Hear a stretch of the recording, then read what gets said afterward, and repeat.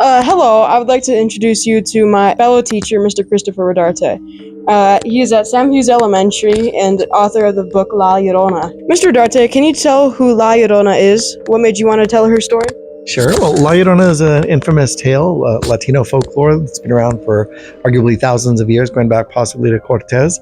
And the legend is about a woman that, due to circumstances arguably beyond her control, ends up drowning her children and is forever condemned to look for them, wailing and weeping wherever there is water.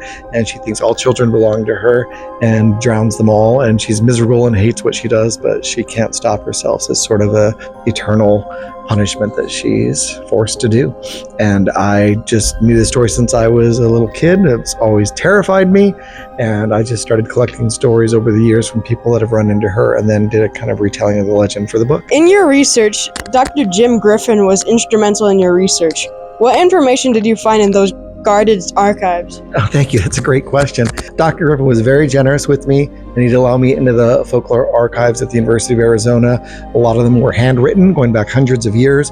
I wasn't allowed to make copies of them or take pictures of them or take them out of the room, but I found handwritten documents of people that had encountered La Llorona and research that was done about La Llorona that went back to almost 300 years. It was really an amazing opportunity, and I'll always be grateful to him for that. The legend has been used in my family for generations. Our parents used it as a way to get us to be home before dark. Were you also scared by your parents?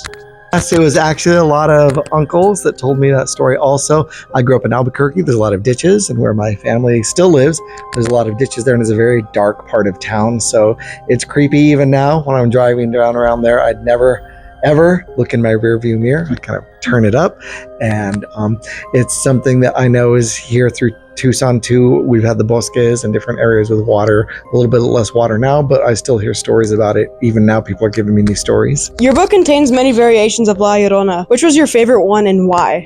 Oh, that's interesting. First, I kind of took the legend and just kind of retold it in a way that I think would be approachable and still terrifying. It's a really sympathetic story. As far as the stories go, probably the very first one, that was the one that my uncle told me about when he was a little boy, and La Llorona chased him across a field and almost caught him. And his sister yanked him off his feet and rescued him. And they told me about this about 30 years later. They were both about 50 by then. And he said to her, he said, "Do you remember that day?" And I can't exactly say the words that she used to confirm that she absolutely remembered, but she certainly remembered that day. How tall do you think La Llorona is? Oh my gosh, that's a great question. I've got different versions of it, from a little stooped over little old lady to being almost as large as like a small horse. So we've got tall, slender versions of her wearing white, to like spectral versions of her like a skeleton in a cloak. So it seems to be a range of ages.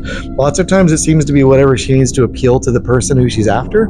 So if she looks like their mother or grandmother, that could vary. I've never heard that question before, actually. Does writing scary stories energize or exhaust you? A little bit of both. It definitely energizes me. It was a lot of fun. It was exhausting. I'm a night writer, so I'd be writing till 2, 3, 4 in the morning. So I guess I wasn't exhausted if I was still awake, but by the time I crashed, I was ready to go to bed. One final question. Is La Llorona still beautiful to draw her victims in, or do you think she is horrid? That's both.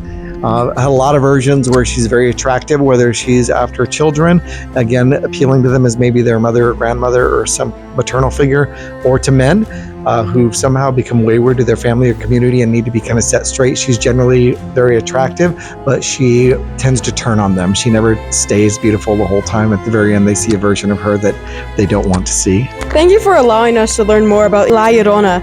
If you are by the Santa Cruz River at sundown and it starts to rain, leave immediately or she might come looking for you.